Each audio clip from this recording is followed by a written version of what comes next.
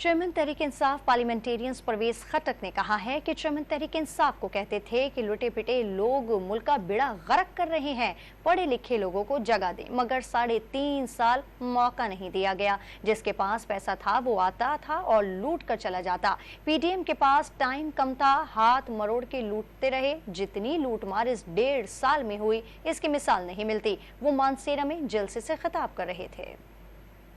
ये चोर डाकू, ये लूटने वाले, ये हमें ठीक करेंगे। 75 साल में इन्होंने कितनी हुकूमतें की, कौन सी हुकूमत में खुशी आई, कौन सी हुकूमत में तरक्की हुई?